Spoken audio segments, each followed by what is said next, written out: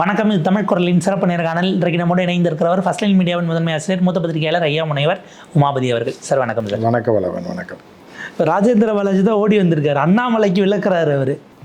எடப்பாடி அவர்கள் சொன்னதை நீங்க புரிஞ்சுக்கல தம்பி. அமித்ஷா என்ன சொல்றாரு, கூட்டணி ஆட்சிங்கிறாரு, கூட்டணி அரசுன்னு சொல்லலை. அப்ப அமைச்சருக்கு கொடுக்க முடியாது அப்படின்னு ராஜேந்திர பாலாஜி அவ்வளோ விளக்கமான ஆளாயிட்டாரா ராஜேந்திர பாலாஜி? பெரிய விஷயம்தான். ஏன்னா அந்தளவுக்கு அறிவுஜீவிகள் 4 பேர்னாலும் வேணும்ல. ஏன்னா மதுரை பக்கம் தான் இருக்காங்க, 4 அறிவுஜீவியுமே அங்கே தான் அந்த பக்கம் தான் இருக்காங்க. ஒன்று ராஜேந்திர பாலாஜி விட்டா நம்ம செல்லூர் ராஜு, ஆர்பி உதயகுமார் 3 பேர் இருக்காங்க. இன்னொருத்தர் யாரோ இருக்காங்க மதுரை பக்கம், கடம்பூர் ராஜ் இருக்காரு. இவர் திண்டுக்கல் சீனிவாசன். ஐயோ, அவரை விட்டீங்கன்னா அவர் தான் பெருந்தலை, பெரிய அறிவுஜீவி. அவர் தான் அவன் கூட்டணியை கட்டமைக்கிறது. அவன் கூட்டணிக்கு வரான், 50 கோடி கொடு, 100 கோடி கொடுங்கிறான், பிடிக்கிட்டு போயிடுறான். சீட்டு வந்து வேலை பார்க்க ஆளுங்க. நீங்கள் வந்து மதுரைக்காரங்களை பொறுத்தளவுக்கு நீங்கள் பார்த்தீங்கன்னா உண்மையாக இருப்பாங்க, ஓப்பனாக சொல்லிடுவாங்க. புரியுதா அவங்களுக்கு? காசுக்கு எத்தனை யாராவது சொல்லியிருக்காங்களா இது வரைக்கும் 50 கோடி கேட்கறான், 100 கோடி கேட்கறான்? அந்த அவர் பொருளாளர், அந்த வேகம் வேதனை சேர்த்து வைக்கிறான். 50 கோடி 100 கோடின்னு வாங்கிட்டு போயிட்டான்னா எப்படி கட்சியை நடத்துறது? கட்சி நடத்துறியா அராஜகம் நடத்துறியான்ற மாதிரி தான் அவர் பேசியிருக்காரு. இப்படிப்பட்ட ஸ்ட்ராங்கான தலைவர்கள்லாம் எடப்பாடியார் பின்னாடி இருக்கிறதுனால மிகப்பெரிய அறிவுஜீவிகள், சிந்தனாவாதிகள், சுய சிந்தனாவாதிகள். நீங்கள் அமெரிக்காவில் மட்டும்தான் அறிவாளி இருப்பானா, பிரிட்டனில் மட்டும்தான் இருப்பானா, ஃப்ரான்ஸில் மட்டும்தான் இருப்பானா, ஜெர்மனியில் மட்டும்தான் இருப்பானா, இங்கேயும் இருப்பான் அப்படின்னு காட்டிக்கிறதுக்கு தான் வந்து கோயிலெலாம் கட்டியிருக்காங்களே ஜெயலலிதா அம்மா. கோயில் கட்டி அங்கே சீட்டு விளாண்டுருக்காங்க பக்கத்தில். அங்கே ஜெயலலிதா கோயில் கட்டி ஒரு மொட்டைக்காட்டில் கட்டி வச்சுருக்காப்புல. அங்கே தான் இடம் கம்மியாக இருந்திருக்கும் போல. ரேட் சென்டே வந்து 10,000 ரூபாய்க்கு தான் தருவேன். அங்கேயே தான் வாங்கி கட்டி வச்சுருக்கேன். அங்கே போய் சீட்டு விளாண்டு. அதிமுக அடுத்த ஆட்சிக்கு வந்து அங்கே ஸ்பெஷல் பஸ்லாம் விடுவாங்களா? திருவண்ணாமலை கிரிவலத்துக்கு விடுற மாதிரி. அங்கே எவன் போகிறதுக்கு ஆள் இருந்தால் தானே விட முடியும் சார். 2 கோடி தொண்டர்கள் இருக்காங்க சார். 2 கோடி தொண்டர்கள் அங்கேயே போய் மொட்டைக்காட்டில் போய் சரக்கு அடிக்கிறதுக்கு அவன் டாஸ்மாகில் அடிச்சுட்டு போயிடுவாங்க. ஸோ அந்த மாதிரி தான் இருக்குது. என்ன பண்ணுறது? ஊரை தாண்டி எங்கே கட்டினாலும் அங்கே சரக்கு அடிக்க சீட்டு விளையாட ஒரு கும்பல் தான். ஊருக்கு அவுட்டரில் நீங்கள் வந்து எது வச்சுருந்தாலும் ஒரு புளிய மரம் இருந்துடக்கூடாது, ஒரு வேப்ப மரம் இருந்துடக்கூடாது, பெருசாக ஒரு மரம் இருந்துடக்கூடாது. அங்கே போயிடுவாங்க போலீஸே. அந்த மரம் வளர்ந்தோடனே சரி இது இருக்கட்டும், இது இருந்தால் தான் ஈஸியாக அவங்கள பிடிக்க முடியும், பட்டறை போட்டு அதை வெட்ட மாட்டாங்க. ஸோ அந்த மாதிரி தான் போய்ட்டு. ஏன்னா இப்போ இதுக்கு அடுத்தது எடப்பாடிக்கிட்ட ஒரு கேள்வி கேட்குறாங்க. விஜய் கூட நீங்கள் பேசிக்கிட்டு இருக்கீங்களான்னதும் எங்களுடைய ஸ்ட்ராட்டஜிலாம் நாங்கள் வெளியில் சொல்ல முடியாது, அதெல்லாம் 1000 வியூகங்கள் இருக்கும். ஆமாம், ஸ்ட்ராட்டஜினா என்ன கேட்டிங்களா அவர்கிட்ட? இல்லை, இங்கிலீஷ் பேப்பருங்கிறதுனால இவங்க டிரான்ஸ்லேட் பண்ணி போட்டிருக்காங்களா. எங்களுடைய வியூகங்களை திட்டங்களை சொல்ல முடியாதுன்னு ஒரு அநேகமாக சொல்லியிருப்பாரு. இவங்க இங்கிலீஷில் டிரான்ஸ்லேட் வியூகம்னு சொல்ல மாட்டேன், யூகத்தை சொல்ல மாட்டார். அமாவாசைக்கு வேறு ஏதோ ஒன்று சொல்லுவார். நேற்று எதாவது சொல்லியிருந்தேன், அமாவாசைக்கா பௌர்ணமிக்கா அமித்ஷாவே அம்சான்னு சொன்னாருங்கிற மாதிரி ஒரு இது எடுத்து போட்டு. என்ன மடிப்பு அம்சாவா? என்ன படத்தில் தான் அந்த மாதிரி கேரக்டர்லாம் இருக்கும். அமித்ஷா அவ்வளோ பெரிய தலைவர், ஒரு கட்சியை நடத்தி என்ன பண்ணுறது அவர் பார்த்துருப்பாரு. சரி ரைட். இப்போ விஜய் கூட பேசலைன்னு சொல்லலை, அதுவே ஒரு செய்தி. இவரெல்லாம் பேசலைங்க, இவர் விஜய்கிட்ட பேசலை. விஜய் இவர்கிட்ட பேசின மாதிரி தெரியல. இவர் பேசியிருப்பாப்புல. யார்? ஆதவ அர்ஜுனா ஃபோன் பண்ணி பேசியிருப்பாப்பு. உங்கள் கட்சியில் இது கேட்டேன், விளையாட்டுத்துறை நீங்கள் கொடுக்க மாட்டேன்ட்டீங்க, நான் இங்கே வந்துட்டேன், இப்போ வந்தீங்கன்னா டீலிங் ஏதாவது பண்ணி விடலாம் அப்படின்ட்டு அவர் சேர்க்கணும்னு உங்களை சொன்னேன். இன்றைக்கி என் தயவு இல்லாமல் நீங்கள் விஜய்கிட்ட சேரவே முடியாது, பார்த்துக்குங்க. இப்போ கூட சொல்லுங்கள், பேசணுன்னா பேசலாம், ஆனால் துணை முதலமைச்சர் விஜய் அதெல்லாம் தர முடியாது, அப்போ போயிட்டு வா அப்படின்ற இந்த மாதிரி தான் பேச்சுவார்த்தை நடந்துக்கிட்டு. ஒரு நிறைய கேள்வி சார். இப்போ எடப்பாடி அவர்கள் ஒரு வாரத்துக்கு முன்னாடி தான் பேசினார், நீங்களாம் எங்கே இருக்கீங்கன்னே தெரில, கம்யூனிஸ்ட்டுகள் விசிகாலாம் தமிழ்நாட்டில் உங்களுக்குலாம் இடம் இருக்கானே தெரிலன்னு பேசிவிட்டு ஒரே வாரத்தில் சிகப்பு ரத்தன கம்பளம் விரித்து உங்களை நாங்கள் வரவே இருப்போம், இங்கே உங்களுக்கு இல்லை யாராவது என்ன காட்டியிருப்பாங்கன்னா கம்யூனிஸ்ட்டை பற்றி பேசுகிறவொடனே அங்கே ஐடிவிங்கில் அதில் இருக்க பசங்க தம்பிகள் இருக்காங்கல்ல, ஐடிவிங்கில் ரிப்போர்ட்டராக இருந்த தம்பிகள்லாம் நிறையா இருக்காங்க. டப்புன்னு கிம்சாங் ஒன்று ஃபோட்டோவை போட்டு காமிச்சிருப்பாங்க. அந்த வீடியோ யார் பார்த்து பயங்கரமாக இருக்குது அப்படின்னு. இவர் தாங்க கம்யூனிஸ்ட் தலைவர், இப்போதைக்கு இவர் தான் பவர்ஃபுல்லாக இருக்கார். நீங்கள் அந்த கட்சியை போய் அசால்ட்டாக இதுக்கெல்லாம் கூட்டம் வராது, இது வராது, ஒளிஞ்சு போன கட்சின்றீங்க. ஐயோ அப்படியாப்பா, என்னப்பா பண்ணுறது? இந்த அப்பா சபாபதினு ஒரு படம் வந்துச்சு, அதில் வந்து கூட ஒருத்தர், அப்பா என்னப்பா இப்படி சொல்லிடுப்பா, மணி அடித்து எழுப்பி விடுமாப்பா, காலையில் அலாரம் கிளாக்க சொல்லுவான், இது எழுப்பி விட்டுரும் பார்க்குறியா, 5 மணினா 5 மணிக்கு எழுப்பு வந்த கடியாரம் அப்படின்னா. அப்படியாப்பா அப்படியாப்பா இது இப்படி பண்ணுமாப்பா, இவ்வளோ சின்னதாக இருக்குது, இந்த வேலையெல்லாம் பண்ணுமாப்பா. ஆமாப்பா, 5 மணினா 5 மணிக்கு வச்சேன்னு எழுப்பி விட்டுன்ற மாதிரி அப்பா சபாபதி மாதிரி தான் அவர். அப்படியாப்பான்னு கேட்டிருப்பார். அப்படியாப்பா இவரப்பா கம்யூனிஸ்ட் தலைவர், கம்யூனிஸ்ட்டை பற்றிலாம் அப்படிலாம் பேசாதீங்க. அந்த பார்த்தீங்களா? அந்த வீடியோவில் அவருக்கு ட்ரம்ப்பே பயந்து அலறுவாருங்க. ட்ரம்ப் அவர் இப்போ ஆளாண்டு அடிச்சு ஓடுவார். அவர்கிட்ட அசால்ட்டாக நீங்கள் வந்து கம்யூனிஸ்ட்டுக்கு பற்றி கட்சிகளை பற்றி ஒன்றும் இல்லைன்றீங்க அப்படின்னோடனே அடுத்த நாள் யாருன்னு ட்ரம்ப் சொல்லியிருப்பாங்க. அப்படியாப்பா அப்படின்ட்டு இருப்பாரு. ட்ரம்ப்பாப்பா அவராப்பா அப்படின்ட்டு இருப்பாரு. அவர் நடந்து வரும்போது சிவப்பு கம்பளம் போட்டிருப்பாங்களா ஒரு வேலை, அதை பார்த்து தான் சிகப்பு கம்பளம் போட்டு கம்யூனிஸ்ட்டை வர வைக்கணும்னு அடுத்த நாள் சொன்னது. அந்த காட்சி பாட்சா படம் மாதிரி போட்டு காட்டியிருப்பாங்க. கம்யூனிஸ்ட்டை பற்றி நீ ஏன் பேசுகிற, நீ உனக்கு என்ன தெரியும் கம்யூனிஸ்ட்டை பற்றின்னு சொல்லி வீடியோ போட்டு காமிச்சிருப்பாங்க பாட்சா மாதிரி. பார்த்துட்டு மிரண்டு போயிருப்பார்.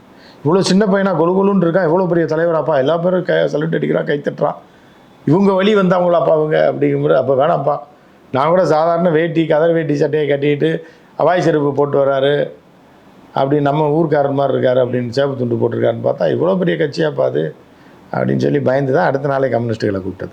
வந்துருங்க கூட்டணிக்கு, சிவப்பு கம்பளம் போட்டு. ஆனால் கம்யூனிஸ்ட்டை கொண்டு போய் கூட்டணியில் வச்சானா ஐயோ ஐயரை வந்து ஆட்டுக்கறி விருந்து கூப்பிட்ட வரலது. பிஜேபி உள்ள பாண்டி கோயிலில் கிடா வெட்டுறோன்னு யாரை சுப்பிரமணிய சாமி எச்ராஜுக்கெல்லாம் பத்திரிக்கை வச்சு அழைச்ச மாதிரில இருக்கு. அவங்க எப்படி சாப்பிடுவாங்க புரியுதா அவங்களுக்கு? பாஜக இருக்கிற கூட்டணியில் கம்யூனிஸ்ட் கட்சியை கூப்பிட்டா எப்படி இது இந்த அடிப்படை கூட தெரியாத ஒரு எடப்பாடி, ஒரு காட்பாடி அப்படின்றது தான் கட்சிக்காரனுக்குலாம் தெரியும். அவர் பிஜேபி இல்லைன்னா காங்கிரஸையும் கூப்பிட்டுருப்பாரு, காமராஜர் ஆட்சி அமைப்போம் வாங்க அப்படின்னு கூட பிஜேபி இருக்கிறதுனால கூப்பிட வேண்டாம் கூப்பிடாம இல்லை. அது மட்டும் யாரும் சொல்லியிருப்பாங்க, காங்கிரஸ் மட்டும் கூப்பிட்டுறாங்க வரமாட்டாங்க. பிஜேபி இருக்கும்போது காங்கிரஸை கூப்பிட்டீங்கன்னா இவங்க கோவப்பட்டா தாங்க முடியாது. அதனால அதை மட்டும் சொல்லியிருப்பாங்க முன்னாடியே. கம்யூனிஸ்டுகளாக தான் தெரியாம எங்களை கடைக்குள்ள யானை ஓட்டம் மாதிரி ஆயிடுச்சுன்னு சொல்லி இப்போ இனி கம்யூனிஸ்டுகளை பற்றி பேச மாட்டார், பயப்படுவார். அவங்க பதிலுக்கு மாற்றி மாற்றி அடிச்சு இல்லை, அவங்க அடித்ததை விட ஒன்றும் வேணாம். நீங்கள் கம்யூனிஸ்டை பற்றி தெரிஞ்சுக்கணுன்னா வடகொரியா வீடியோ போட்டாலே தெரிஞ்சு போயிடும்.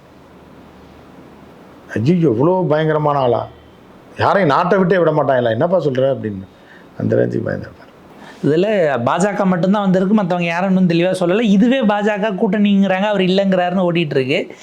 அன்புமணி வரலாமா அப்படின்னா முந்தின நாள் அவர் தான் பேசுகிறாரு. பாமக இன்னைக்கு என்டிஏ கூட்டணியில் இருக்குது, நாளைக்கு நம்ம கூட்டணிக்கு அவங்க வருவாங்கன்னு நம்புகிறேன், நம்ம கூட்டணிக்கு தான் வருவாங்கன்னு பேசின உடனே ஒரே கரகோஷம். அரியலூர் பக்கத்தில் போது அவங்களுக்கு பாமக ஆட்கள் இருப்பாங்க, ஒரே கரகோஷம். அடுத்த நாள் அன்புமணி ஆட்சியில் பங்குன உடனே தம்பி இலையிலே உட்கார, இது பந்திலே உட்கார வைக்கல, இலை ஓட்டங்கிற அப்படின்னு டக்குன்னு கிழிஞ்ச இலையை கொண்டு வரான்னு சொல்லிக்காப்புல. அப்போ வந்து அன்புமணி கிழிஞ்ச இலைன்றாரா? இல்லை பந்தியிலே உன்னை உட்கார வைக்கல, இலையை பற்றி நீ ஏன் கொத்தம் சொல்கிற அப்படின்னு சொல்ல வராரா? என்ன ரட்டையில ரட்டை. அது அன்புமணி வந்து ஒரு ஒரு தைரியமான தலைவர். மித்தபடி கருத்து வேறுபாடு இருக்கலாம், நம்ம அரசியல் அப்பா கூட மோதுறதுல நமக்கு சில முரண்பாடுகள் இருக்கலாம். ஆனால் அன்புமணியை பொறுத்த அளவுக்கு எதையுமே நேரடியாக தயக்கம் இல்லாமல் சொல்லக்கூடிய ஒரு அன்புமணி. அவர் ஏற்கனவே என்ன சொல்ல, டயர் நக்கிங்களா, டயர் நக்கி பொழப்பு நடத்துறீங்க உங்களுக்குன்னு சொல்லிட்டு மிரட்டி எம்பி சீட் வாங்கினாப்புல. அப்போ அந்த அன்புமணியை கிழிஞ்ச இலைன்னு சொன்னால் எப்படி எடப்பாடியார் வந்து இப்போ திருப்பி வந்து சேர முடியும்? இவரே இலையை கிழிச்சுவிட்டு இவரே உட்காந்து ரசத்தை ஊற்றி எப்படி திம்பார்? எல்லாம் இலை பூரா இது பூரா டேபிள் பூரா ஓடி போயிருமே. அதுக்கப்புறம் கம்யூனிஸ்ட்டை வேறு கூப்பிட்றாரு. கம்யூனிஸ்ட் தலைவர் யாருன்னு தெரியுமா அவருக்கு? முதல்ல கம்யூனிஸ்ட் ஆரம்பிச்சு விட்டவர் யாரும், அந்த கட்சி எங்கேருந்து வந்துச்சு, ஏதாவது ஒன்று சொல்லுங்க பார்ப்போம். சைனா எங்கே தெரியுமா சார்? இல்லை இப்போ பிஜேபியில் மட்டும் தெரியாது, அமித்ஷாவை தெரியும். ஒருத்தர் வருவார், வடநாட்டிலேருந்து வருவார். இப்போ நீங்கள் அந்த காலத்தில் பார்த்தீங்கன்னா கல்யாண புரோக்கர் வந்து வீட்டு அட்ரஸே தரமாட்டாங்க. திடீர்னு லெட்ரு போட்டால் வந்து இறங்குவாங்க, பஸ் ஸ்டாண்டில் இறங்கி ஒரு ஆட்டோவை பிடிச்சா ரிக்ஷாவை பிடிச்சா வந்து வீட்டுக்கு வருவாங்க. எங்கேருந்து வராங்க எங்கேருந்து போகிறாங்கன்னே தெரியாது. ஆனால் அந்த புரோக்கரை இவனுக்கு தெரியும், பொண்ணு பார்க்குறவனுக்கு.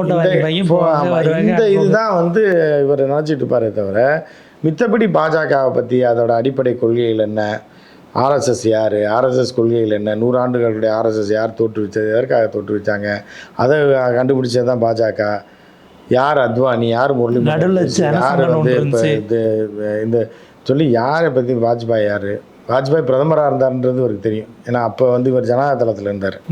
யார்? எடப்பாடியார். ஜனதா தளத்துலேருந்து வந்த புதுசுனால சில இது தெரியும். ஸோ வந்து இவரோட தலைவர் யார் தெரியுமா? முதல்ல தேவகவுடா, அது தெரியுமா உங்களுக்கு? ஆரம்பத்தில் ஒரு ஏடிஎம்கேக்கு வர்றதுக்கு முன்னாடி ஒரு ஒருங்கிணைந்த ஜனதா தளத்தில் தான் இருந்தார். ஸோ அதில் வட்டச் செயலாளராக இருந்து தான் வாழ்க்கையில் படிப்படியாக முன்னேறினவர். சொல்கிறது கரெக்டு தான், வாழ்க்கையில் அடிப்படையிலேருந்து படிப்படியாக முன்னேறினவர் தான், அதில் இந்த மாற்று கருத்து இல்லை. ஜனதாதளமெல்லாம் கர்நாடகாவோட சரி அங்கேயும் பாக்கெட்டு தான். அங்கே அதுக்கு முன்னாடி ஆட்சி பண்ணுச்சுல அந்த பீரியடில் ஐக்கிய குஜரால் மேலே அங்கே தேவகவுடா அந்த டைமில் தான். தேவகவுடா கர்நாடகாக்காரனே அவருக்கு தெரியாது. டெல்லியில் பிரதமர், டெல்லிக்காரரு, அவர் அவங்க கட்சி பிரான்ச் வச்சிருக்கா. சேலத்தில் நம்ம எடப்பாடியில் நம்ம வட்ட செயலாளராக இருக்கோன்றதா இருந்திருக்காரு. வட்ட செயலாளர் வரைக்கும் அவங்க போட்டு கட்டமைப்பு வச்சிருந்திருக்காரு. இல்லை, இவர் போய் கேட்டிருப்பாரு என்ன பதவின்னா, இவருக்கு தெரிஞ்ச வட்ட செயலாளர் தான் ஊரில் பெருசு.